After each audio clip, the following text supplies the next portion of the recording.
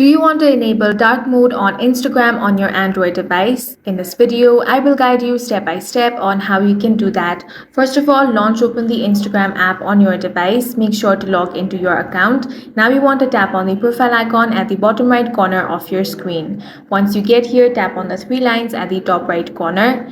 Now scroll down. Here, under your app and media section, you will find accessibility. Go ahead and select that. Now we have the option dark mode, select that. If you want to enable it, tap on on. As you can see, dark mode has been successfully enabled. If you want to disable it, you can simply tap on the off option or select system default. Instagram will adjust your appearance based on your device's system settings.